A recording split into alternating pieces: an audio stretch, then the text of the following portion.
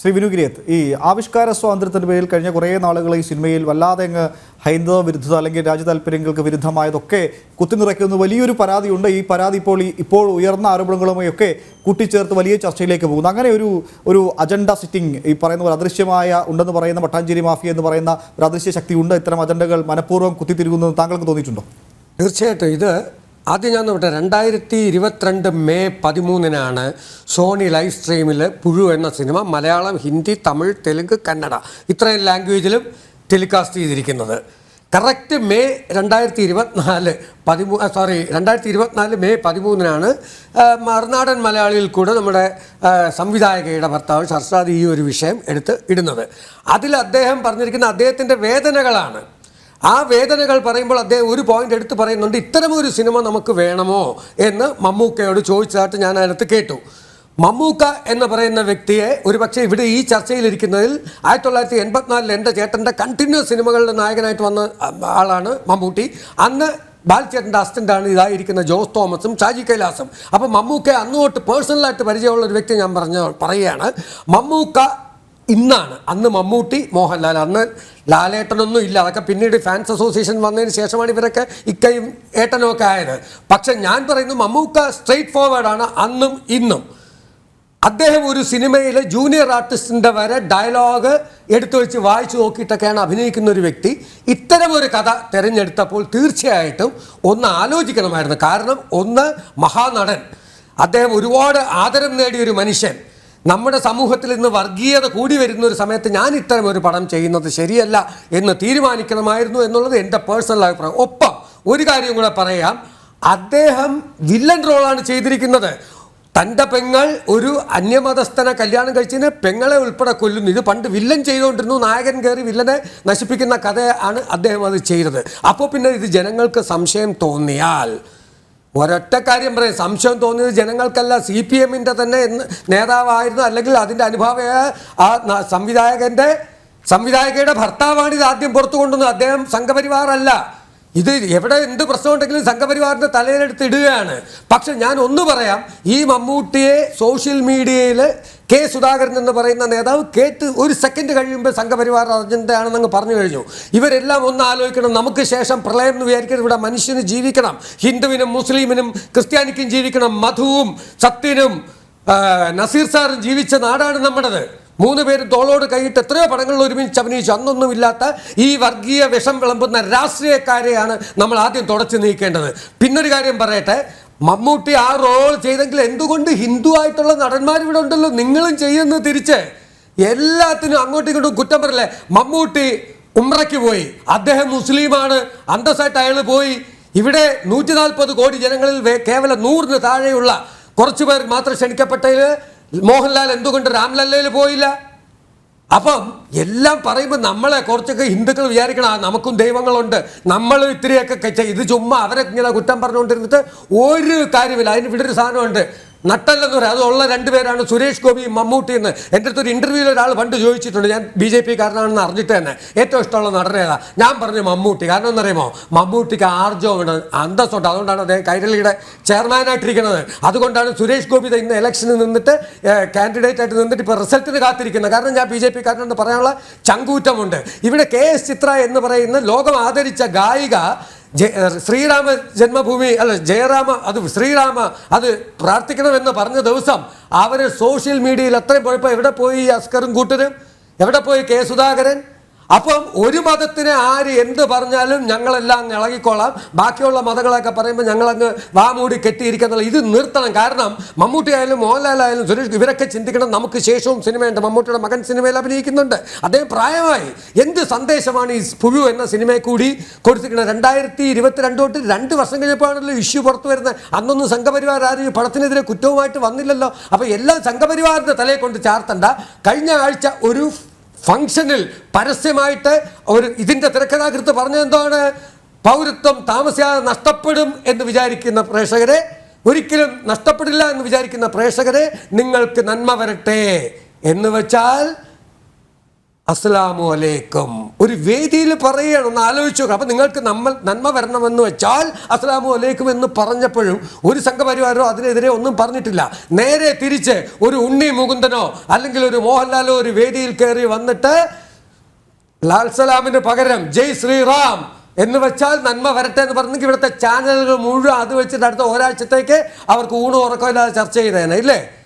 അപ്പം ഇതൊന്നും അല്ല നമുക്ക് ആവശ്യം. കലയിൽ ജാതി വേണ്ട. ഹിന്ദു മുസൽമാൻ മമ്മൂട്ടി വടക്കൻ വീരകഥ ഞാൻ ഒരുപാടോടെ പറഞ്ഞാണ്. വടക്കൻ വീരകഥ പഴയ പ്രേംനസീറിൻ്റെ സിനിമ അച്ഛനും പാപ്പയും ഇങ്ങനെ ഒരു വടക്കൻ വീരകഥ ഏറ്റവും കൂടുതൽ വടക്കൻ സിനിമകളിൽ അഭിനയിച്ചിരിക്കുന്ന പ്രേംനസീറാണ്.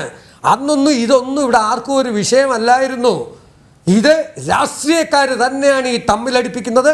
അതിവിടെ അവസാനിപ്പിക്കാത്ത പക്ഷേ ഒരു നല്ലൊരു ഇൻഡസ്ട്രി ഇത് വലിയ പ്രശ്നങ്ങളിലേക്ക് പോകും കേട്ടോ. ഇത് നിസ്സാരമായിട്ട് മമ്മൂട്ടി ഒരു പുതുവിൽ അഭിനയിച്ചു അതിനെന്താ പ്രശ്നം എന്ന് വിചാരിക്കുന്നിടത്തേക്കല്ല ഈ കാര്യങ്ങൾ പോകുന്നതെന്ന് എല്ലാവരും വിചാരിക്കുക. ഇൻഡസ്ട്രിയിലുള്ള സകലരും വിചാരിക്കുക.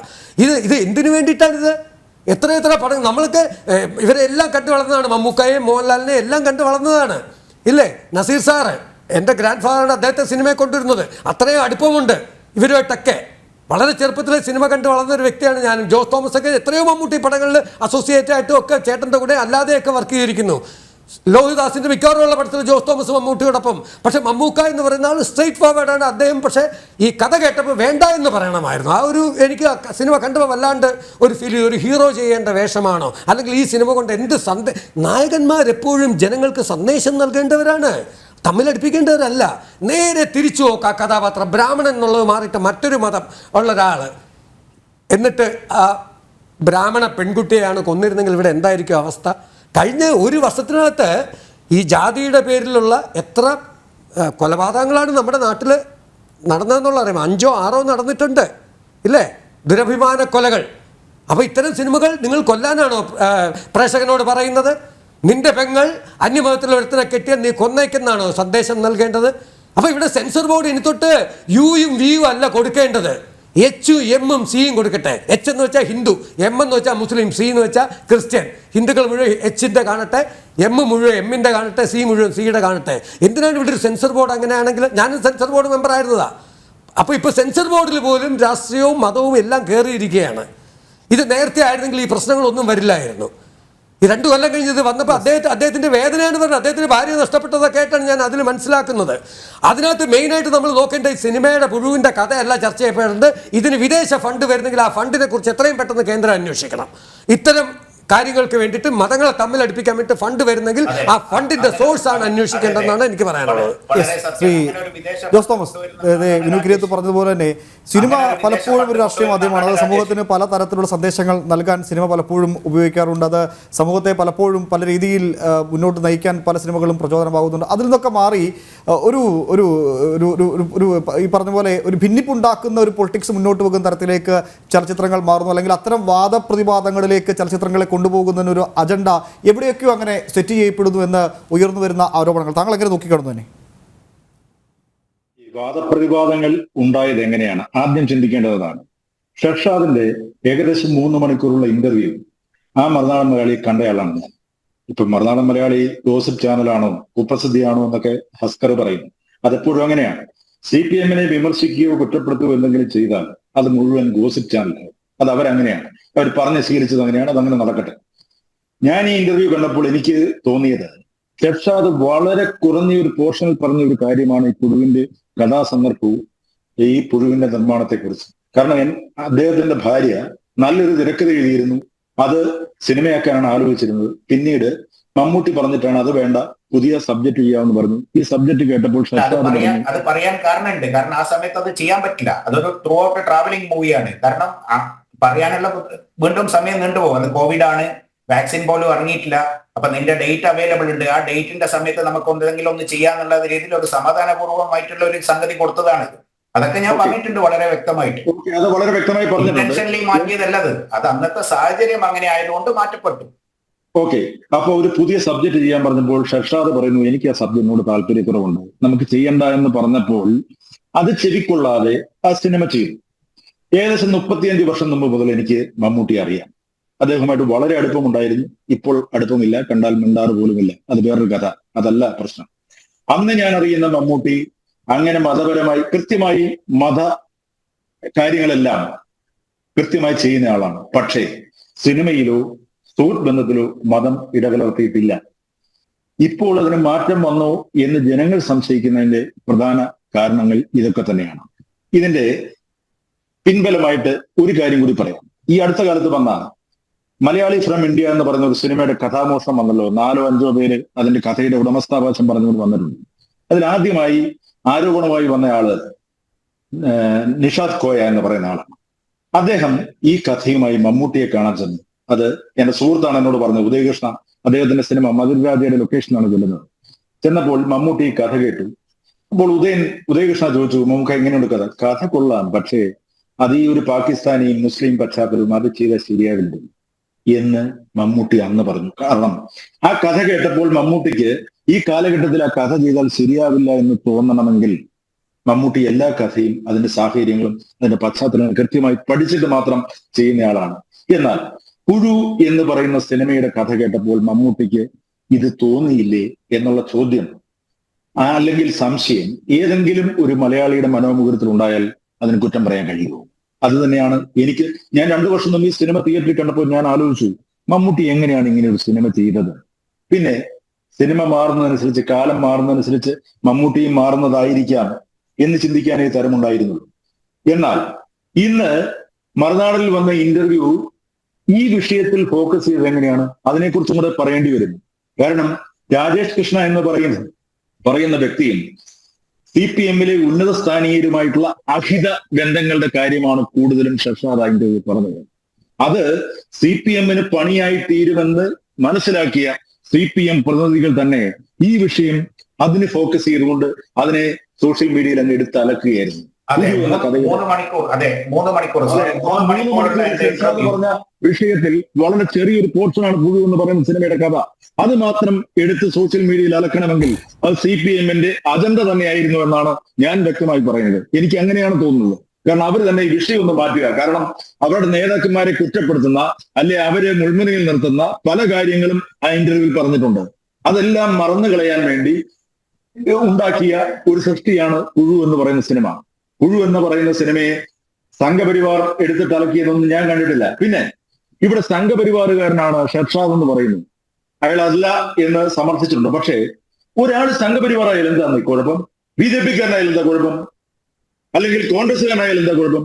ഇവിടെ നിങ്ങൾ കണ്ടിട്ടുണ്ടോ? ഇവിടെ ഈ CPM-കാർ ഉണ്ടാക്കി വെച്ചിരിക്കുന്ന ഒരു എക്കോ സിസ്റ്റം ഉണ്ട്. അതായത് CPM-ലാണ് ഇടതുപക്ഷക്കാരനാണെന്ന് പറഞ്ഞാൽ അവൻ ബുദ്ധിജീവി, അവൻ ഭയങ്കര കലാകാരൻ, അവൻ സമൂഹത്തിൽ മാന്യത. BJP-ക്കാരനാണെന്ന് പറഞ്ഞാൽ അവൻ സംഘി. ഇത്തരം വൃത്തികെട്ട ചില ചിന്തകളും ആശയങ്ങളും മനുഷ്യന്റെ മനസ്സിലേക്ക് കടത്തിവിട്ടിരിക്കുന്നത് ഈ CPM അണികൾ തന്നെയാണ്. ഹസ്കറൊക്കെ ഇവിടെ ഇരിക്കുന്നുണ്ടാവും. എനിക്ക് സഹതാപമുണ്ട് ഹസ്കറിന്റെ പല ചർച്ചകളും കാണുന്നത്. ഈ വിഷയത്തിൽ മമ്മൂട്ടിയെ നിങ്ങൾ തന്നെയാണ് ഈ മമ്മൂട്ടിയെയും മുഖ്യധാരയിലേക്ക് ഈ വിഷയത്തിലേക്ക് കൊണ്ടുവന്നത്. ശിവൻകുട്ടി പറയുന്നു, ഞങ്ങളുടെ ചങ്കാണ് മമ്മൂട്ടി, ഞങ്ങൾ മമ്മൂട്ടിക്കൊപ്പം.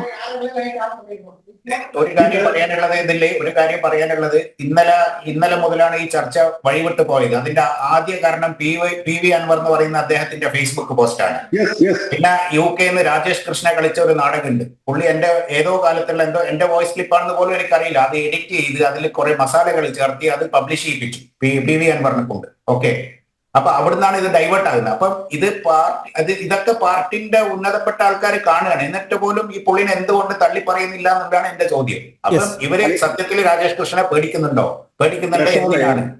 ടെക്നോളജി വളർന്നു കഴിഞ്ഞപ്പോൾ നിങ്ങളുടെ ശബ്ദമൊക്കെ വളരെ ഈസി ആയിട്ട് ഉണ്ടാക്കാൻ പറ്റും. അതിപ്പോ നിങ്ങൾ തന്നെയാണെന്നുള്ളത് വലിയ ഇതിലേക്ക് പോകേണ്ട കാര്യമാണ്. അങ്ങനെയാണെങ്കിൽ എന്തിന് PV അൻവർ പോലത്തെ ഒരു MLA, നമ്മുടെ സംസ്ഥാനത്തെ ഒരു MLA ഈ ഇങ്ങനെയുള്ള, അതേപോലെ ഇന്നലെ രാത്രി ഒരു പോസ്റ്റ് ചെയ്യാൻ കണ്ടു, ഒരു അഡ്വക്കേറ്റ് C ഷുക്കൂർ. അയാൾ ഒരു സിനിമാ പ്രവർത്തകനാണ്. അയാൾ ഒന്നും അറിയാതെയാണ് ഈ കഥയിൽ ഇടപെട്ടിട്ട് എനിക്കെതിരെ ഒരു പോസ്റ്റ് ഇട്ടിരിക്കുന്നത്. അത് നിങ്ങളെ അദ്ദേഹത്തിന്റെ ഫേസ്ബുക്ക് പോസ്റ്റിൽ പോയി നോക്കിയാൽ. എന്നിട്ട് ഞാൻ അതിന് റിപ്ലൈ കൊടുത്തിട്ടുണ്ട്, എന്റെ അഡ്വക്കേറ്റുമായിട്ട് കാര്യങ്ങൾ സംസാരിക്കാൻ വേണ്ടി. എനിക്ക് പറയാനുള്ളത്, ശ്രീ മമ്മൂട്ടി തന്നെ വന്ന് ഇതിനൊരു വിശദീകരണം കൊടുക്കുക. ഞാനിതിൽ ഇടപെട്ടിട്ടില്ല, അല്ലെങ്കിൽ ഇടപെട്ടിട്ടുണ്ട്. അതിനകത്ത് ഷർഷാദ് ഇന്റർവ്യൂവിൽ പറഞ്ഞൊരു പ്രധാനപ്പെട്ട കാര്യമുണ്ട്.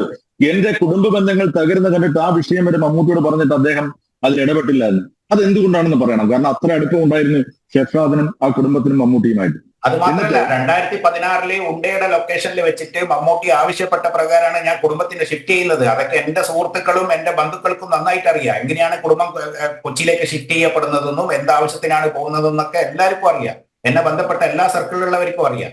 അങ്ങനെ അദ്ദേഹം ആവശ്യപ്പെട്ട പ്രകാരം കുടുംബത്തിനെ ഷിഫ്റ്റ് ചെയ്ത് അദ്ദേഹം സിനിമ ചെയ്യാൻ വേണ്ടിയിട്ട് ഷിഫ്റ്റ് ചെയ്യപ്പെട്ട ഒരു കുടുംബം അവിടെ വെച്ച് വേറെ ഒരുത്തന്റെ ട്രാപ്പിൽ പെട്ട് ചെയ്യുന്ന എന്തിന് പുള്ളി അതിന് കൂട്ടുന്നത്? കാരണം പുള്ളി എക്സിക്യൂട്ടീവ് പ്രൊഡ്യൂസർ ആണെന്ന് ഞാൻ പടത്തിന്റെ പുള്ളിയുടെ അടുത്ത് ചാറ്റ് ചെയ്തപ്പം ജോർജ് ആണ് പ്രൊഡ്യൂസർ, ആ പടത്തിൽ വേറൊരു പ്രൊഡ്യൂസർ ഇല്ല എന്ന് പറഞ്ഞു. എന്നിട്ട് ഞാൻ ആ പോസ്റ്ററിന്റെ സ്ക്രീൻഷോട്ട് എടുത്തിട്ട് അദ്ദേഹത്തിന് അയച്ചു. അപ്പൊ പുള്ളി മറുപടി ചെയ്തു, പറഞ്ഞു ഞാൻ അന്വേഷിക്കാം. ആ അന്വേഷണം തന്നെ ഇന്ന് വരെയുള്ളൂ. ഇത്രയും കാര്യങ്ങളെ ഞാൻ ഇന്റർവ്യൂവിൽ പറഞ്ഞിട്ടുള്ളൂ. അല്ലാതെ ഞാൻ സിനിമക്കെതിരാണോ അദ്ദേഹത്തിനെതിരാണോ എന്ന് ഞാൻ പറഞ്ഞിട്ടില്ല. രാജേഷ് കൃഷ്ണ ആ സിനിമയിൽ വലിയൊരു എമൗണ്ട് UK ഇൻവെസ്റ്റ് ചെയ്തിട്ടുണ്ട്. ഇതൊക്കെ എങ്ങനെ വന്നു? 2016 വരെ അവിടെ UK സുഹൃത്തുക്കൾ പറയുന്നത് പുള്ളി അവിടെ റൂം സ്പേസ് ഷെയർ ചെയ്ത് താമസിച്ച ആളാണ്. 2016 CPM ഗവൺമെന്റ് വരുന്നു. അതിനുശേഷം ഇവൻ ലോ കേരള സഭയിൽ മെമ്പറാവുന്നു. അതിനോടൊപ്പം ഇവന്റെ ഫണ്ടും ഇൻവെസ്റ്റ്മെന്റും കാര്യങ്ങളൊക്കെ ഇങ്ങനെ വന്നുകൊണ്ടിരിക്കുകയാണ്. പല സിനിമകളിൽ ഇൻവെസ്റ്റ് ചെയ്തിട്ടുണ്ടെന്ന് അറിയപ്പെട്ടത്. ഈ പണങ്ങളൊക്കെ എവിടുന്ന് വന്നു? ഈ ഇതൊക്കെ അന്വേഷിക്കാൻ വേണ്ടി ഞാൻ കൊടുത്ത സമയത്താണ്, ഈ കത്ത് കൊടുത്ത് കുറച്ച് കഴിഞ്ഞപ്പോഴാണ് കണ്ണൂരിലെ പാർട്ടി കോൺഗ്രസിൽ എന്നെ വിളിപ്പിക്കുന്നത് MA ബേബി സാർ. അവിടെ പോയി ഞാൻ MA ബേബിനെ കണ്ടുവരുമ്പോൾ എന്നെ ആക്രമിച്ചിട്ട് ഞാൻ അതിനെ പോലീസ് കേസ് കൊടുത്തു. അത് ഇപ്പോഴും FIR ആയിട്ടില്ല. P ശശി ഇടപെട്ടിട്ട് ആ FIR പിടിച്ചു വെച്ചിരിക്കുകയാണ്. ആ കണ്ണൂരിലെ സിറ്റി പോലീസ് ഇൻസ്പെക്ടർ അടക്കം എന്റെ അടുത്ത് പറഞ്ഞു, P ശശിന്റെ ഓഫീസ് എന്ന് പറഞ്ഞു, FIR ആവരുത് എന്ന് പറഞ്ഞിട്ട് അത് ഹോൾഡ് ചെയ്തിരിക്കുകയാണ്. അപ്പൊ ഇതൊക്കെയാണ് എന്റെ ചോദ്യം. എന്തിനാണ് P ശശിനെ പോലെയുള്ള കേരളം ഭരിക്കുന്ന മുഖ്യമന്ത്രിയുടെ പൊളിറ്റിക്കൽ സെക്രട്ടറിയായ P ശശിനെ പോലെയുള്ള ആൾക്കാർക്ക് എന്താണ് ഈ ക്രിമിനൽ ആയിട്ടുള്ള ബന്ധം? അത് അവര് തുറന്നു പറയണം. മറുപടി പറയണ്ടേ? ആ ചോദ്യങ്ങൾക്ക് മറുപടി ഇല്ലാത്തതുകൊണ്ടാണല്ലോ ഈ ചർച്ചയെ മറ്റു തലങ്ങളിലേക്ക് അവർ വഴിതിരിച്ചു വിടുന്നത്. അതെ, അത് പറഞ്ഞല്ലേ പറ്റുള്ളൂ. പറയുന്നു 18 അദ്ദേഹം പറയുന്നു തോമസ് ഐസക്കിന്റെ ഇൻവെസ്റ്റ്മെന്റ് ആണ് എന്റെ കയ്യിൽ എന്ന് പറയുന്നു. അത് അദ്ദേഹം നിഷേധിക്കണം, അല്ല അദ്ദേഹം തള്ളി പറയണം. പി ശ്രീരാമകൃഷ്ണന്റെ പല സംഗതികളും എന്റെ കയ്യിലുണ്ട്. ശ്രീ ശശാദ്, അന്ന് അദ്ദേഹം ജോസ് തോമസ് അദ്ദേഹത്തിന്റെ സമയം ഒന്ന് പറഞ്ഞു തീർത്തു. അതിനുശേഷം താങ്കളിലേക്ക് മടങ്ങിയെത്താം. ശ്രീ ശശാദ്. ഓക്കെ, ഞാൻ പറയുന്ന ഒറ്റ കാര്യമുള്ളൂ. CPM നേതാക്കൾ ഇദ്ദേഹം കൊടുത്ത ഈ കത്തിന് എന്തുകൊണ്ട് മറുപടി കൊടുക്കുന്നില്ല? ഭാസ്കർ പറഞ്ഞത് 18 പേജുള്ള ആരോപണം കൊടുത്തപ്പോൾ അതിൽ പുഴുവിന്റെ സബ്ജക്റ്റിനെ കുറിച്ച് പറഞ്ഞില്ല എന്നാ പറയുന്നത്. അതെന്തിനാണ് CPM പാർട്ടിയുടെ പുഴുവിന്റെ സബ്ജക്റ്റിനെ കുറിച്ച് പറയേണ്ടത്? ആ കാര്യം പരാമർശിക്കേണ്ട കാര്യമില്ല. രാജേഷ് കൃഷ്ണ എന്ന് പറയുന്ന വ്യക്തിയുടെ പരാതികൾ നേതാക്കൾ കൊടുത്തിട്ട് അവരാരും മറുപടി പറഞ്ഞില്ല. CPM ഇപ്പോഴത്തെ സെക്രട്ടറി ആയിരിക്കുന്ന ഗോവിന്ദൻ മാഷിന് കൊടുത്തിട്ട് അദ്ദേഹം അന്വേഷിക്കുക എന്ന് പറഞ്ഞു. അതിനുശേഷം UK പോയപ്പോൾ രാജേഷ് കൃഷ്ണയുടെ വീട്ടിലാണ് ഗോവിന്ദൻ മാഷ് താമസിച്ചത് എന്നും ഷെഷാദ് പറയുന്നുണ്ട്. ഗോവിന്ദ മാഷ് മാത്രമല്ല, കോടിയേരി മദ്രാസിൽ അഡ്മിറ്റ് ആയ സമയത്ത് ഗോവിന്ദ മാഷ് അപ്പോളോ ഹോസ്പിറ്റലിൽ ഞാൻ ഏകദേശം 20 മിനിറ്റ് കണ്ടിട്ട് എന്റെ കഥകൾ നേരിട്ട് ഞാൻ പറഞ്ഞതാണ്. അതിനുശേഷമാണ് അദ്ദേഹം UK പോയിട്ട് ഈ രാജേഷ് കൃഷ്ണയുടെ കൂടെ ഫോട്ടോ എടുത്ത് പോസ്റ്റ് ചെയ്യുന്നത്. അപ്പൊ ഇതൊക്കെ എന്താണ്? അത് അദ്ദേഹത്തിന്റെ മകന്റെ ഇൻവോൾവ്മെന്റ്, മകൻ ഇവന്റെ ട്രാപ്പിലാണെന്ന് പറയുന്നു. അത് അങ്ങനെ ഒരു ട്രാപ്പിൽ പെട്ടിട്ടില്ലെങ്കിൽ ഇവര് തള്ളി പറയണല്ലോ. അങ്ങനെ ഞങ്ങൾ ആരും എന്താണ് ഇപ്പൊ കഴിഞ്ഞ 2 വർഷമായിട്ട് എന്റെ പരാതി അവിടെ AKG സെന്ററിൽ ഓഫീസ് സെക്രട്ടറി ആയ ബിജു കണ്ടക്കോയിന്റെ ടേബിളിൽ കിടക്കുകയാണ്. അവിടെയാണ് പലപ്പോഴും ദുരൂഹത ഉണ്ടാകുന്നത്. ഇവർക്കെതിരെ സംസാരിക്കാൻ എന്തുകൊണ്ട് CPM നേതൃത്വം തയ്യാറാവുന്ന, അല്ലെങ്കിൽ ഇത്തരം വിഷയങ്ങളിൽ നിന്ന് എന്തുകൊണ്ട് മറ്റു തലങ്ങളിലേക്ക് ചർച്ച പോകുന്നതാണ് നമുക്ക് പലപ്പോഴും സംശയങ്ങൾ തോന്നുന്നത്. ശ്രീ ജോസഫ്, ഒറ്റക്കാര്യം കൂടി നമ്മൾ ഈ ചർച്ചയുടെ അവസാന 15 മിനിറ്റിലേക്ക് കിടക്കുകയാണ്. ഈ ശശാദൊക്കെ മുന്നോട്ട് വെക്കുന്ന ആരോപണങ്ങളിൽ ഒളിഞ്ഞും തെളിഞ്ഞുമൊക്കെ പലപ്പോഴും വരുന്നത് മലയാള സിനിമ നിർമ്മാണത്തിൻ്റെ മറവിൽ പലപ്പോഴും ഉണ്ടാകുന്ന ചില സാമ്പത്തിക ഇടപാടുകൾ, അതിലെ ചില ദുരൂഹതകൾ, അതിൽ കൂടി അതൊക്കെ ഇതിനകത്ത് ഈ ആരോപണങ്ങൾ ഒരു ഘടകമായി വരുന്നില്ലേ? വളരെ വേഗം താങ്കൾ മറുപടി വേണം. തീർച്ചയായിട്ടും പലപ്പോഴും നമ്മൾ എവിടുന്നാണ് ഈ പണം വരുന്നത് എന്ന് സംശയം തോന്നുന്ന തരത്തിൽ പലപ്പോഴും പല സിനിമ നിർമ്മാണ മേഖലയിലും അത് കണ്ടിട്ടുണ്ട്. അതുകൊണ്ടാണ് ഈ മട്ടാഞ്ചേരി മാഫിയ എന്നൊക്കെ പറഞ്ഞ് ചില കാര്യങ്ങൾ ഉണ്ടാവുന്നത്. അതിൽ സത്യസന്ധമായ ചില കാര്യങ്ങളുണ്ട് എന്നാണ് എന്റെ വിശ്വാസം. നമുക്ക് ആരെങ്കിലും ചോദിച്ചാൽ അന്വേഷിച്ച് കണ്ടുപിടിക്കാൻ അത് പോലീസാണ് കണ്ടുപിടിക്കുന്നത്. കാരണം ഇപ്പോൾ പോലീസോ അല്ലെങ്കിൽ മറ്റ് അന്വേഷണ ഏജൻസികളോ ഒന്നും അതിലേക്ക് കടന്നിട്ടില്ല എന്നാണ് എന്റെ വിശ്വാസം. പലപ്പോഴും സിനിമയിൽ അങ്ങനെ സംശയങ്ങൾ തോന്നുന്നുണ്ട്. സത്യമായും അതുണ്ട് എന്ന് തന്നെയാണ് എന്റെ വിശ്വാസം. തീർച്ചയായും. ശ്രീ യുവരാജ് ഗോകുൽ, ഈ ചർച്ചയിൽ ഇത്രയും നേരം ഉയർന്നു വന്ന ആരോപണങ്ങൾ താങ്കളുടെ ശ്രദ്ധയിലും പെട്ട് കാണും. ഈ ഉയർന്നു വരുന്ന ആരോപണം എന്താണോ പരാതിക്കാരൻ ഷെഷാദ് മുന്നോട്ട് വെച്ചത്, ആ ആരോപണത്തെ പാടെ ഡൈവേർട്ട് ചെയ്തുകൊണ്ട് മറ്റു പല വിഷയങ്ങളിലേക്കും ചർച്ച കൊണ്ടുപോകുന്നത്. ഇപ്പോൾ നേരത്തെ പങ്കെടുത്ത ഹസ്കർ അദ്ദേഹം ചർച്ച അവസാനിപ്പിച്ച് പോവുകയുണ്ടായി. അദ്ദേഹം പോലും പരാമർശിക്കുന്നത് ഈ ഷർഷാദ് മുന്നോട്ട് വെച്ച പരാതിയിൽ ഏറ്റവും പ്രധാനപ്പെട്ടത് ഇടത് നേതാക്കന്മാരുടെ, പ്രത്യേകിച്ച് ചില മന്ത്രിമാരുടെ, CPM സംസ്ഥാന സെക്രട്ടറിയുടെ മകൻ്റെ പങ്ക്, അങ്ങനെ CPMന്റെ മുതിർന്ന നേതാക്കന്മാരുടെ പങ്ക്, അതൊക്കെ ഇങ്ങനെ എണ്ണി പറയുമ്പോൾ അതൊന്നുമല്ല. പുഴു എന്ന സിനിമയെ ബന്ധപ്പെട്ട അദ്ദേഹം നൽകിയ അഭിമുഖത്തിലുണ്ടായിരുന്ന ഏതാനും ചില ഭാഗങ്ങളെ എടുത്തുകൊണ്ട് അത് സംഘപരിവാർ അജണ്ടയാണ് എന്ന് ചിത്രീകരിച്ചുകൊണ്ട് പോകുന്നു. തങ്ങൾക്ക് നേരെ ഉയർന്ന ഗുരുതരമായ ആരോപണങ്ങൾക്ക് ഉത്തരം പറയാതെ ചർച്ച ഇങ്ങനെ വഴിതിരിച്ചു വിടുകയാണ്. തീർച്ചയായിട്ടും ഉമേഷ്, അതിനകത്ത് നമുക്ക് നമ്മൾ കേട്ട് വളർന്ന കുറേ സംവിധായകരുണ്ട്. നമുക്ക് ലോഹിതദാസ് എന്ന് പറയുന്ന ഒരു എഴുത്തുകാരനും സംവിധായകനും ഉണ്ടായിരുന്നു. മലയാളത്തിലെ എണ്ണം പറഞ്ഞ ഒരു എഴുത്തുകാരനും സംവിധായകനുമായിരുന്നു അദ്ദേഹം മരിക്കുന്ന സമയത്ത് അദ്ദേഹം ഒരു കടക്കാരനായിട്ടാണ് മരിച്ചത്. അതുപോലെ തന്നെ ഭരതൻ എന്ന് പറയുന്ന മലയാളത്തിൻ്റെ മഹാപ്രതിഭ, അദ്ദേഹത്തിൻ്റെ കടം വീട്ടാൻ വേണ്ടിയിട്ട് അദ്ദേഹത്തിൻ്റെ ഭാര്യയായിരുന്ന ശ്രീമതി KPSC ലളിത, അവർ എത്ര കാലം സിനിമയിൽ അഭിനയിക്കേണ്ടി വന്നു എന്നുള്ള കാര്യം അവരുടെ പല ഇൻ്റർവ്യൂകളിലുമായിട്ട് കണ്ടിട്ടുണ്ട്. അപ്പോൾ മലയാളത്തിന് അന്യായമായ രീതിയിലുള്ള ചിത്രങ്ങൾ സംഭാവന ചെയ്ത എഴുത്തുകാരും സംവിധായകരും ഒക്കെ പതിറ്റാണ്ടുകളോളം സിനിമാ മേഖലയിൽ നിറഞ്ഞു നിന്നിട്ട് പോലും അവസാനം കടക്കാരായിട്ട് മരിക്കുന്ന സാഹചര്യമാണ് ഉണ്ടായത്. പക്ഷേ നമ്മുടെ നാട്ടിൽ ഇന്ന് 1-2 സിനിമകൾ സംവിധാനം ചെയ്തു കഴിഞ്ഞാൽ അവരൊറ്റയടിക്ക് നിർമ്മാതാക്കളായിട്ട് മാറുന്ന ഒരു പ്രത്യേക സാഹചര്യം മലയാള സിനിമയിൽ നിലനിൽക്കുകയാണ്. നമ്മൾ ഈ നിർമ്മാതാക്കളായിട്ട് മാറിയിട്ടുള്ള, നമ്മൾ കുറച്ച് നേരത്തെ ചർച്ച ചെയ്തിട്ടുള്ള പലരുടെയും പേരുകൾ നമ്മളൊന്നെടുത്ത് നോക്കിക്കഴിഞ്ഞു കഴിഞ്ഞാൽ 1-2 സിനിമകൾ സംവിധാനം ചെയ്തവർ പോലും 3ാമത്തെ സിനിമ സ്വന്തമായിട്ട് നിർമ്മിക്കുന്ന സാഹചര്യമാണ്. ഇവർക്ക് എവിടെ ഇതിന് മാത്രം കാശ് വരുന്നത്? ഇപ്പോൾ ഇവരുടെ കാശല്ല, അത് മറ്റു പല തരത്തിലും അവിടേക്ക് വന്ന് ചേരുന്ന പൈസയാണ്. അപ്പോൾ അതിൻ്റെ വാല് പിടിച്ചു പോകുന്ന തലത്തിലേക്കുള്ള ആരോപണം തന്നെയാണ് ഷർഷാദ് ഇവിടെ ഉന്നയിച്ചിരിക്കുന്നത്. കാരണം സിനിമാ മേഖലയിലേക്ക് മറ്റ് പല തരത്തിലുള്ള ഫണ്ടിങ്ങുകൾ കൊണ്ടുവരുന്ന തലത്തിലുള്ള ചില ഏർപ്പാടുകൾ നിൽക്കുന്നുണ്ട്. അതിനകത്ത് ഈ പറയുന്ന മണി ലോണ്ടറിങ് പോലുള്ള പല കാര്യങ്ങളും തീർച്ചയായിട്ടും നടക്കുന്നുണ്ടാകണം. അപ്പോൾ അതിൻ്റെ ഒരു ടൂളായിട്ട് അദ്ദേഹത്തിൻ്റെ ഭാര്യ ഉപയോഗിക്കപ്പെടുന്നൊരു സാഹചര്യം വരെ ഉണ്ടായി എന്നുള്ളതാണ് ഞാൻ മനസ്സിലാക്കുന്നത്. അതായത് ഈ മണി ലോണ്ടറിങ്ങിന് വേണ്ടിയിട്ട് രാജേഷ് കൃഷ്ണ എന്ന് പറയുന്ന ആൾക്ക് ലണ്ടനിൽ 1-ൽ കൂടുതൽ കമ്പനികൾ രജിസ്റ്റർ ചെയ്തിട്ടുണ്ട് പുള്ളിയുടെ പേരിൽ. ഇവിടുന്നുള്ള പണങ്ങൾ അവിടെ രാജേഷ് കൃഷ്ണയുടെ സുഹൃത്തുക്കൾ തന്നെ UK അവനായിട്ട് ബന്ധപ്പെട്ട ആൾക്കാർ തന്നെ പറഞ്ഞതാണ്. ഇവിടുന്ന് ഹവാല റിവേഴ്സ് അടിച്ചിട്ട് അവിടുന്ന് ആ കമ്പനികളുടെ അക്കൗണ്ട് മുഖേനയാണ് ഇവിടെയുള്ള സിനിമാ കമ്പനികളിലേക്ക് അവൻ ഇൻവെസ്റ്റ്മെന്റ് നടത്തുന്നത്. ഇത്രയും കാര്യങ്ങളാണ് ഞാൻ എന്റെ ഇന്റർവ്യൂവിൽ പറഞ്ഞിരിക്കുന്നത്. ഇതൊക്കെ മാറ്റി വെച്ചും കൊണ്ട് മമ്മൂട്ടിനെ ടാർഗറ്റ് ചെയ്തും കൊണ്ട് ഞാൻ ഇസ്ലാം വിരുദ്ധനാണ്, ഞാൻ പുഴു സിനിമയ്ക്ക് എഗെയിൻസ്റ്റ് ആണ്, ഞാൻ മലയാളം സിനിമയെ തകർക്കുകയാണ് എന്നൊക്കെ പറഞ്ഞിട്ടാണ് പ്രൊപ്പഗണ്ട വന്നിരിക്കുന്നത്. ഇപ്പോൾ ഈ യഥാർത്ഥ സംഭവങ്ങൾ മാറ്റിവെച്ചും കൊണ്ട് ഈ രാജേഷ് കൃഷ്ണ ഈ 2016 മുതൽ ഇന്നലെ വരെ, അല്ലെങ്കിൽ കഴിഞ്ഞ വർഷം വരെ, അല്ലെങ്കിൽ കഴിഞ്ഞ മാസം വരെ നടത്തിയ സകല ഇൻവെസ്റ്റ്മെന്റ് അന്വേഷിക്കപ്പെടേണ്ടതുണ്ട്. അത് എന്റെ പെറ്റീഷൻ ഹൈക്കോടതിയിലുണ്ട്, കോടതി സ്വീകരിച്ചിട്ടുണ്ട്. ഇപ്പം വെക്കേഷൻ കഴിഞ്ഞ് കഴിഞ്ഞാൽ അത് വീണ്ടും ജൂൺ 24 പോസ്റ്റ് ചെയ്തിരിക്കുകയാണ്. ഇന്റർവ്യൂ ഓർഡർ പാസ്സായതാണ്. തീർച്ചയായിട്ടും ഷർഷാദ് ഈ പറയുന്ന ആരോപണങ്ങൾ അതിഗുരുതരമാണെന്ന് മാത്രമല്ല, ഷർഷാദിന്റെ രണ്ട് ഇന്റർവ്യൂ ഫസ്റ്റ് പാർട്ട് സെക്കൻഡ് പാർട്ടായിട്ട് വന്നത് 3 മണിക്കൂർ ഞാൻ ഇരുന്ന് കണ്ടയാളാണ്. അതിനകത്ത് അദ്ദേഹം പറയുന്ന ഒരു കാര്യമുണ്ട്, രാജേഷ് കൃഷ്ണയുടെ ഒരൊറ്റ ഫോൺ കോളിൽ തോമസ് ഐസക് വരെ നേരിട്ട് ഒരു ബാങ്കിൽ വിളിക്കുന്ന തരത്തിലുള്ള ബന്ധമുണ്ടായിരുന്നു എന്ന് പറയുമ്പോൾ രാജേഷ് കൃഷ്ണയുടെ ഈ പറയുന്ന ദുരൂഹമായ പണമിടപാടുകളെല്ലാം തന്നെ വളരെ വ്യക്തമായിട്ട് തോമസ് ഐസക് ഉൾപ്പെടെയുള്ള ആൾക്കാർ അറിയാമായിരുന്നു എന്നുള്ള കാര്യമാണ്. അപ്പോൾ അതിനകത്ത് എന്ത് തരത്തിലുള്ള ഇടപെടലുകളാണ് സംസ്ഥാന സർക്കാർ, ഇപ്പോൾ റിവേഴ്സ് ഹവാല ആയിരുന്നാലും ശരി തന്നെയാണ്, ഡോളർ കടത്തായിരുന്നാലും ശരി തന്നെയാണ്. ഇപ്പോൾ ഒരു പർട്ടിക്കുലർ പാർട്ടി ചിലപ്പോൾ എനിക്ക് തോന്നുന്നു ഇതിൻ്റെയൊക്കെ കുത്തകാവകാശം എടുത്ത് വെച്ചിരിക്കുകയാണെന്ന് തോന്നുന്നു. അതുകൊണ്ടാണ് ചർച്ച അങ്ങോട്ടേക്ക് പോകാതെ വളരെ കൃത്യമായിട്ട് വഴിതിരിച്ച് മറ്റൊരു വശത്തേക്ക് വിടുന്ന തലത്തിലേക്ക് അവർ തന്നെ പ്രത്യേകിച്ചൊരു ധാർമ്മിക രോഷം കൊണ്ട് പുറത്തിറങ്ങിയിരിക്കുന്നത്. ഒന്ന്. ഇനി രണ്ടാമത്തെ ഒരു കാര്യം മലയാള സിനിമയെ സംബന്ധിച്ചിടത്തോളം എനിക്ക് പറയാനുള്ളത്, മലയാള സിനിമ എന്ന് പറയുന്നത്, മലയാള സിനിമയെന്നല്ല ഏത് സിനിമയായിരുന്നാലും ശരി തന്നെയാണ്, ഒരുപാട് പേരുടെ അധ്വാനത്തിൻ്റെ ഫലമാണ്. അപ്പോൾ വൈകാരികമായിട്ട് റിയാക്ട് ചെയ്യുന്ന ഒരുപാട് സുഹൃത്തുക്കളെ സോഷ്യൽ മീഡിയയിൽ ഉൾപ്പെടെ ഞാൻ കാണുന്നുണ്ട്. ഇത് എൻ്റെ ഒരു റിക്വസ്റ്റായിട്ട് ഞാൻ പറയുന്ന ഒരു കാര്യമാണ്. വ്യക്തിപരമായിട്ട് എടുത്താൽ മതി, മറ്റൊരു തലത്തിൽ കാണണ്ട. സിനിമ ഒരുപാട് പേരുടെ അധ്വാനമാണ്. അതുകൊണ്ട് ഏതെങ്കിലും ഒരു നടനെ ബഹിഷ്കരിക്കുക അല്ലെങ്കിൽ ഏതെങ്കിലുമൊക്കെ സിനിമകൾ ബഹിഷ്കരിക്കുക അത് നല്ലൊരു കാര്യമല്ല. സിനിമയുടെ അകത്തുള്ള കണ്ടന്റിനകത്ത് നമുക്ക് എന്തെങ്കിലും എതിരഭിപ്രായം ഉണ്ടെന്നുണ്ടെങ്കിൽ തീർച്ചയായിട്ടും അത് നമ്മൾ പറയുക, അതിനെതിരായിട്ട് നമ്മൾ നമുക്ക് വിമർശനം ഉന്നയിക്കാം, അതൊക്കെ നമുക്ക് ചെയ്യാം. പക്ഷേ സിനിമയെ ബഹിഷ്കരിക്കാൻ ആഹ്വാനം ചെയ്യുന്നത് നല്ലതല്ല എന്നും കൂടി ഞാൻ ഈ സമയത്ത് ഓർമ്മിപ്പിക്കുക. ശ്രീ ഷർഷാദ്, താങ്കൾ ആ വലിയൊരു അഭിമുഖത്തിലും താങ്കൾ നൽകിയ 18 പേജുള്ള പരാതിയിലും പറഞ്ഞിരുന്നത് ഗുരുതരമായ ആരോപണങ്ങളാണ്. CPMന്റെ സംസ്ഥാന നേതൃത്വം വലിയ പ്രതിസന്ധിയിലേക്ക് പോകുന്ന ആരോപണങ്ങൾ, താങ്കൾ തെളിവുകൾ നിരത്തി താങ്കളുടെ ഫോൺ രേഖകൾ അടക്കം സമർപ്പിച്ചുകൊണ്ട് താങ്കൾ നൽകുമ്പോൾ അതിലേക്കൊന്നും വിരൽ ചൂണ്ടാതെ താങ്കൾ മമ്മൂട്ടിക്കെതിരെ പറഞ്ഞ ഒരു വിഷയത്തെ അല്ലെങ്കിൽ ഈ സിനിമയെ ബന്ധപ്പെട്ട് താങ്കൾ നടത്തിയ ചില പരാമർശങ്ങളെ മാത്രം വളച്ചൊടിച്ചുകൊണ്ട് അല്ലെ അതിനെ ഹൈലൈറ്റ് ചെയ്യപ്പെട്ടുകൊണ്ട് ഇടത് ഹാൻഡിൽ നടത്തുന്ന ക്യാമ്പയിൻ, അത് നേരത്തെ പലവരും പറഞ്ഞ പോലെ ഏതെങ്കിലും എതിർത്തുമില്ലാത്ത ഗ്രൂപ്പുകളോ പേജുകളോ അല്ല, അറിയപ്പെടുന്ന MLA-മാർ, MP-മാർ, ജനപ്രതിനിധികളൊക്കെ അതങ്ങ് ഷെയർ ചെയ്ത് ഇതാണ് അജണ്ട, ഇതാണ് ഷെർഷാദ് പറഞ്ഞു വെച്ചത്, ഷെർഷാദിന്റെ അജണ്ട സംഘപരിവാർ അജണ്ടയാണെന്നൊക്കെ പറഞ്ഞങ്ങ് ഫലിപ്പിക്കാൻ ശ്രമിക്കുകയാണ് ഷെർഷാദ്. അതെ, സംഘപരിവാറിന്റെ അജണ്ടയാണ് എന്നുള്ള പറയുന്ന എക്സാമ്പിൾ അവർ കൊണ്ടുവരുന്നത് ഞാൻ ഇന്ത്യൻ പ്രധാനമന്ത്രിയുടെ ഫോട്ടോ ഫേസ്ബുക്കിൽ ഷെയർ ചെയ്തിട്ടുണ്ട്.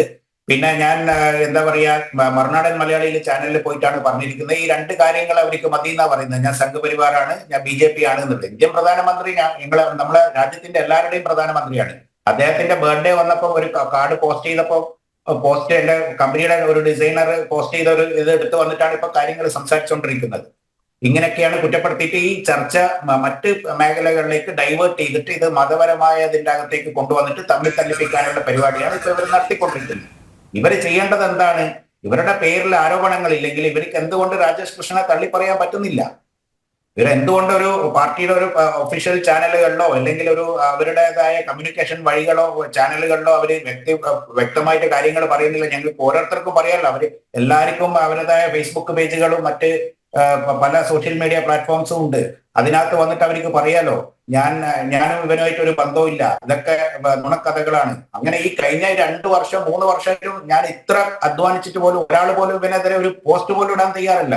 അപ്പൊ അതിന്റെ ദുരൂഹതകൾ എന്താണെന്നുള്ളത് വെളിച്ചത്ത് വരണം.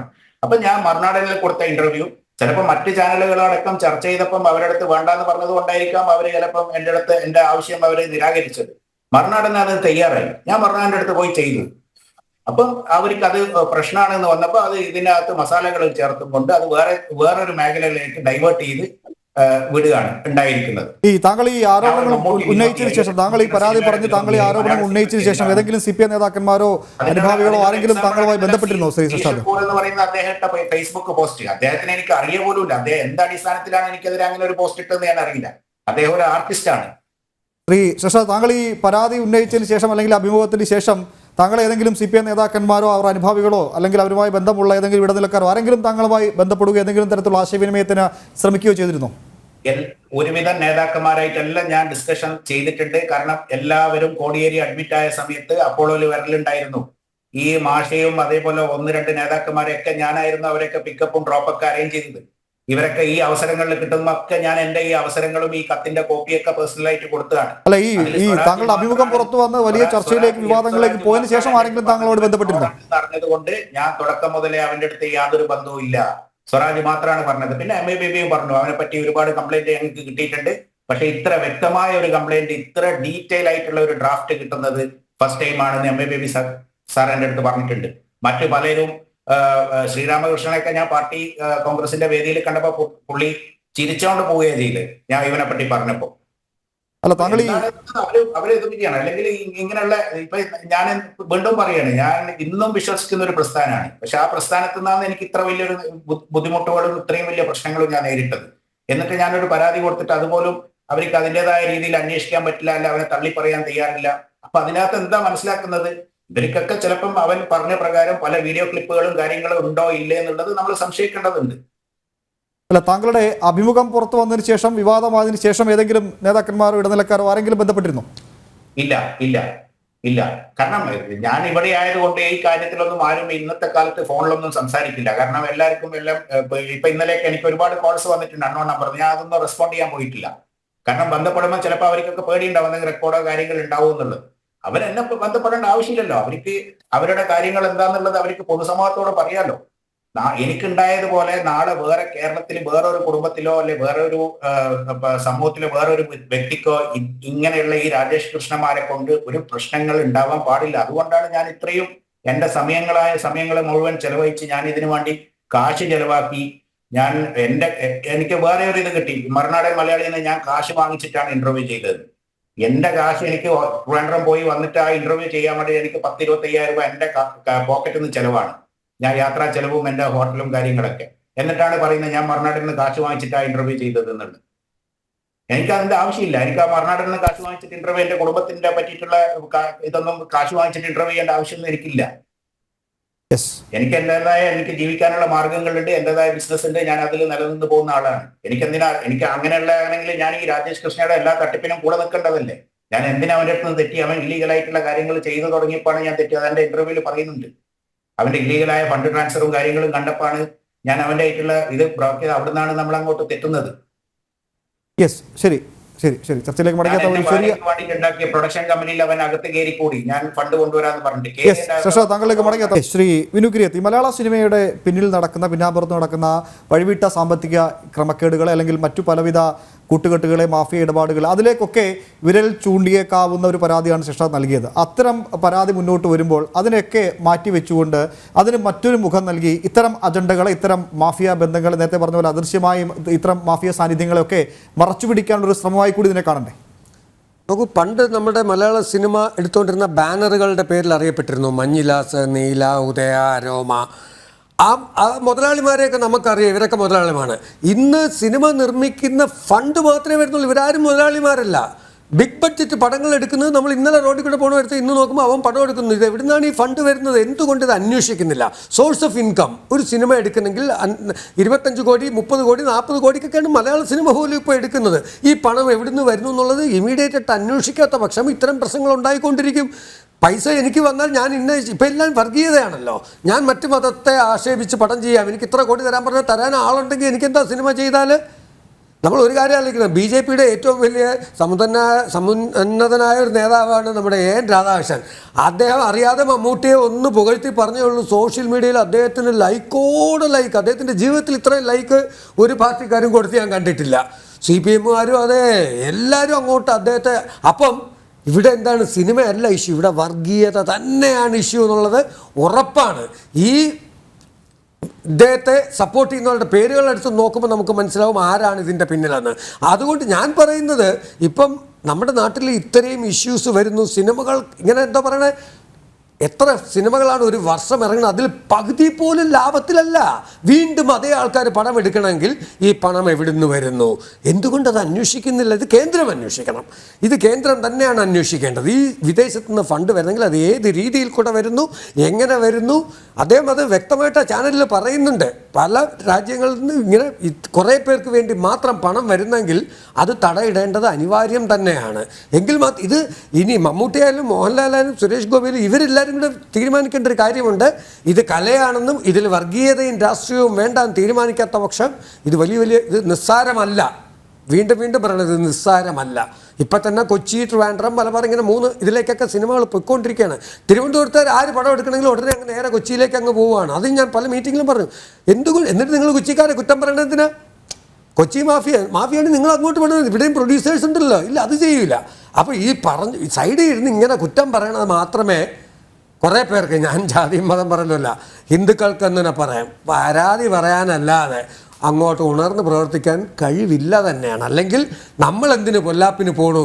വളരെ കുറച്ച് പേരുണ്ട് നമ്മളെപ്പോലുള്ളവർ ഇതുപോലെ വന്നിരുന്ന ചാനൽ ചർച്ചയ്ക്ക് വിളിച്ചാൽ എത്ര പേര് വരും സിനിമയിൽ നിന്ന്? ഞാൻ ചോദിക്കട്ടെ. 90% പേരും വരില്ല. കാരണം നമ്മുടെ അവസരം നഷ്ടപ്പെട്ടാലോ. ഭാഗീറിയ ദൈവം അന്നവും തരും, നമുക്ക് വിധിച്ചത് നമുക്ക് കിട്ടും. ശ്രീ വിനുഗിരി, ശശാദൻ എന്തോ കൂടി പറയാം. ശശാദ്, നമ്മൾ അവസാനത്തെ 4 മിനിറ്റിലേക്ക് കടക്കുകയാണ്. വളരെ വേഗം താങ്കൾ എന്താണ് പറയാനുള്ളത്? വളരെ വേഗം പറയണം. നമുക്കിനി സമയം വളരെ നിമിഷങ്ങൾ മാത്രമേ ഉള്ളൂ. താങ്കൾ മ്യൂട്ടാണ്. അല്ല, എനിക്കിപ്പോഴും പറയാനുള്ളത്, ഞാൻ എന്റെ ഇന്റർവ്യൂ മമ്മൂട്ടിക്കെതിരായിട്ട് ചെയ്തതോ, സിനിമാ മേഖലക്കെതിരായി ചെയ്തതോ, മലയാള സിനിമയ്ക്കെതിരായി ചെയ്തതോ, അല്ലെങ്കിൽ പുഴു എന്ന കഥാപാത്രമോ അല്ലെങ്കിൽ പുഴു എന്ന സിനിമയ്ക്ക് എഗെയിൻസ്റ്റ് ആയിട്ട് ചെയ്തതോ ഒന്നുമല്ല. ഈ രാജേഷ് കൃഷ്ണ എന്ന് പറയുന്ന വ്യക്തികൾ, ഇതേപോലത്തെ ആൾക്കാർ ഇപ്പൊ കഴിഞ്ഞ ഈ ഒന്നാം പിണറായി സർക്കാർ വന്ന മുതൽ ഇങ്ങനെ കുറച്ച് പേര് ഇവരുടെ ഈ ലാബിളിൽ കയറി പല പ്രശ്നങ്ങളും കേരളത്തിൽ ഉണ്ടാക്കിയിട്ടുണ്ട്. അതിലൊരു വളരെ വ്യക്തമായ ഒരു എവിഡൻസ് ഉള്ള ഒരാളാണ് ഇദ്ദേഹം, ഈ രാജേഷ്. എന്നിട്ട് ഈ പാർട്ടിന്റെ അകത്ത് ഇത്ര പരാതികൾ കൊടുത്തിട്ട് പോലും അതിനെതിരെ ഒരു എന്നുള്ള ഒരു അക്ഷരം ഒരാൾ ഇന്ന് വരെ മിണ്ടാതിരുന്നിട്ടും പിന്നെയും അവന്റെ സ്ഥലത്ത് പോവുകയും അവന്റെ കൂടെ യാത്ര ചെയ്യലും, ഈ കഴിഞ്ഞ ഇലക്ഷൻ അടുത്ത് വരെ അവന്റെ ഫേസ്ബുക്കിൽ പോയാൽ കാണാം യെച്ചൂരിയും പ്രദീപ് കുമാറും അവന്റെ കൂടെ നിന്നിട്ട് ഇലക്ഷൻ പ്രചരണത്തിൽ ഫോട്ടോ വന്നിട്ടുണ്ട്. അപ്പൊ HOD കടക്കം ഞാൻ അതല്ല മലയാള ലെറ്റർ ശരി, താങ്കൾ മുന്നോട്ട് വെച്ച പോയിന്റ് ഏറെക്കുറെ മനസ്സിലാവും. ശ്രീ യുവരാജ് ഗോകുൽ, ഇവിടെയാണ് പ്രശ്നം. ഇവിടെയാണ് വളരെ വളരെ വേഗം പെട്ടെന്ന് നമുക്ക് ചർച്ച അവസാനിപ്പിക്കേണ്ടത്. ഇവിടെയാണ് പ്രശ്നം. ഈ ഇടത് നേതാക്കന്മാർക്ക് നേരെ ഉയരുന്ന ആരോപണങ്ങളെ പ്രതിരോധിക്കാൻ എപ്പോഴും അവർ അതിനൊരു വർഗീയതയുടെ നിറം കൊടുത്ത് അതിന് മുൻപിലേക്ക് കൊണ്ടുവന്ന് നിർത്തും. പിന്നീട് ചർച്ച വേറൊരു വഴിക്കേ കൊണ്ടുവന്നു. നോക്കൂ, ഇവിടെ ആരൊക്കെയാണ് പ്രതികരണവുമായി രംഗത്ത് വന്നത്? KT ജലീൽ രംഗത്തേക്ക് വരുന്നു. അങ്ങനെ പ്രമുഖരായ അല്ലെങ്കിൽ ഈ ആരോപണങ്ങൾക്ക് വർഗീയതയുടെ മുഖം കൊടുക്കുന്ന ഇടത് നേതാക്കന്മാർ തന്നെയാണ് ഇതിനും പ്രതിരോധം സൃഷ്ടിച്ച് രംഗത്ത് വന്നത്. ശ്രീ യുവരാജ് ഗോകുൽ, വളരെ വേഗം മറുപടി. അല്ല, അതിനകത്ത് ഇടത് നേതാക്കളും മാത്രമല്ല, ഇതിനകത്ത് മറ്റൊരു ഭാഗത്തുകൂടി കോൺഗ്രസ് നേതാക്കളും രംഗത്ത് വന്നിട്ടുണ്ട്. അപ്പോൾ ചുരുക്കി പറഞ്ഞാൽ നമ്മൾ മനസ്സിലാക്കേണ്ടത് ഈ ഫണ്ടിങ്ങിൻ്റെ വിഷയം വരുമ്പോഴേക്കും ഇവർ രണ്ടുപേരും ഒന്നാണെന്നും ഇവർക്ക് രണ്ടുപേർക്കും ഏതോ ഒരു സോഴ്സിൽ നിന്ന് കൃത്യമായിട്ട് വരുന്നുണ്ടെന്നും ഇവർക്ക് ആ ഫണ്ടിങ് സോഴ്സിനെ കൃത്യമായിട്ട് പ്രൊട്ടക്ട് ചെയ്യേണ്ടി വരുന്നുണ്ട് എന്നുള്ളതുമാണ്. അതുകൊണ്ടാണ് കൃത്യമായിട്ട് ഒരു ചർച്ച മറ്റൊരു മേഖലയിലേക്ക് വഴിതിരിച്ചു വിട്ടിരിക്കുന്നത്. ആ വഴിതിരിച്ചു വിട്ട മേഖലയും പ്രശ്നമാണ്. അതിപ്പോൾ ഏതാണ്ട് ബൂമറാങ് പോലെ തിരിച്ചു വന്നുകൊണ്ടിരിക്കുകയാണ്. കാരണം ഈ പറയുന്ന ആരോപണം ഉന്നയിക്കപ്പെട്ടിരിക്കുന്ന സിനിമ, പുഴു എന്ന് പറയുന്ന സിനിമ, ഈ പറയുന്ന പോലെ കണ്ടന്റ്ഫുള്ളി ഒരു വിഭാഗത്തിനെതിരായിട്ട് മനഃപൂർവ്വം എടുത്തിരിക്കുന്ന ഒരു ചിത്രമാണ് എന്നുള്ള കാര്യം മനസ്സിലാകുന്നുണ്ട്. അതിൻ്റെ തിരക്കഥാകൃത്ത് തന്നെ പല വേദികളിൽ വന്ന് നിന്നിട്ട് എൻ്റെ സിനിമയിൽ രാഷ്ട്രീയമുണ്ടെന്ന്, രാഷ്ട്രീയമല്ല മതമാണുള്ളത്, അതുണ്ട് എന്ന് പറയുന്ന സാഹചര്യമുണ്ട്. അപ്പോൾ ചർച്ച ഒരിടത്തുനിന്ന് ഡൈവേർട്ട് ചെയ്ത് മറ്റൊരിടത്തേക്ക് അവർ വിട്ടു എന്നുണ്ടെങ്കിൽ അവിടെ പോലും ഇപ്പോൾ അവർക്ക് നിലനിൽക്കാൻ കഴിയാത്ത അവസ്ഥയാണ്. അതുകൊണ്ട് അവസാനം ഇതെല്ലാം കൂടി കൊണ്ടുവന്നത് ഇപ്പോൾ ഒരു സംഘപരിവാർ അജണ്ട എന്നുള്ള നിലയിലേക്ക് കൊണ്ടുവന്ന് ശൃംഖീകരിക്കുവാനുള്ള ഒരു ശ്രമമാണ് അവരുടെ ഭാഗത്തു നിന്നുണ്ടാകുന്നത്. എനിക്കൊരു കാര്യം കൂടെ പറയാനുള്ളത്, വളരെ വേഗം നമ്മൾ അവസാന ഒരു മിനിറ്റിലേക്ക് കിടക്കുകയാണ്.